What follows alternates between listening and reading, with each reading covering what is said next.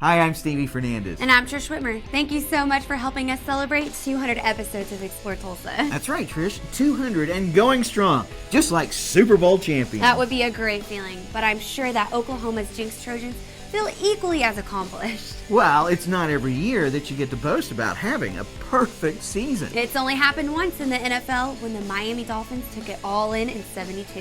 And the Sooners made it happen 3 years in a row back in 54 and 56. But none have walked away with as many championships as the Jinx Trojans. Well, in honor of the Super Bowl 48, we visited with Coach Trimble to talk about what it means to take home the gold ball and finish up with the perfect season. We don't talk really a lot about winning at all, and I know that might seem weird, but we don't really talk much about perfection. I've always kind of believed that very rarely are you going to be perfect, and I think sometimes chasing perfection can lead to a lot of frustration in things, while if you dangle that carrot of trying to just get better each and every day and continual improvement, I think that works a little better. I'm Alan Trimble, head coach at Jinx High School.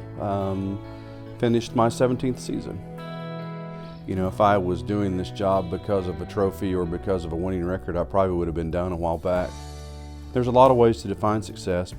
If you can reach your full potential with whatever group of kids you have, you know, it varies greatly. A lot of times more with the attitude than it does with the ability of the people you have. To me, if you can get good leadership and you can get good unity, a lot of times you'll be hard to beat. If you throw in a little bit of talent with that every now and then, you can be really hard to beat.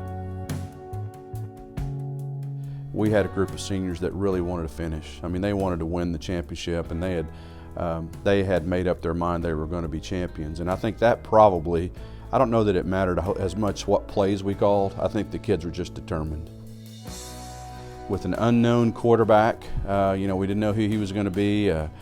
A new receiving core, 3 or 4 new offensive linemen. We knew we would be veteran on defense and felt like we would be competitive, but we really didn't know our offensive identity. I did something a little out of the ordinary, because my philosophy has always been you really want to try to gel your team and play your best when you hit district play.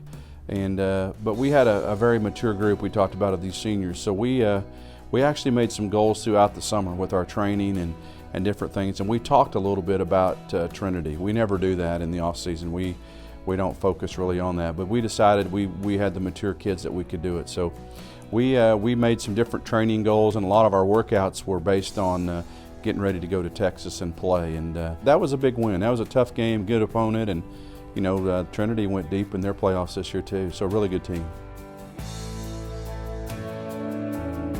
We didn't have a lot of ups and downs. I mean, we played pretty well.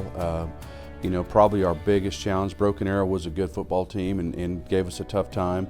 And then Owasso in the first round came over and just played out of their mind. That was probably one of the most exciting games I've ever been in. Owasso played well enough to win the game. Our defense bent a lot that night, but didn't break. We made countless plays defensively, and then, offensively we really struggled. We had open receivers that night. We had great opportunities to score down the field, and we didn't make any. So consequently, it was a very tight, down-to-the-wire ball game. And again, our defense at the end made a couple of plays and held them, and we won. Playoff time around here, I mean, we have worked a year to get ready for that. So there's no need to panic. There's no need to go in and change what you're doing. Just refocus and, again, focus on your excellence, do your job, and by the way, if you don't win, we're checking in gear on Saturdays, usually all you have to say. Well, I had a great feeling about it. I knew that Union would have to play very, very well and go out and beat us. I knew that we weren't going to beat ourselves, and if we could, as play callers and coaches, if we could keep our kid in position to win. Union has 2 Division I receivers, a Division I running back, and a great defense.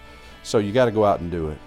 As I told our coaches, we weren't going to leave anything in our tool bag. We were going to use everything we had, and if Union beat us, they were going to be really tired and sore. That's just how we looked at it. If they were going to get it, they were going to have to earn it.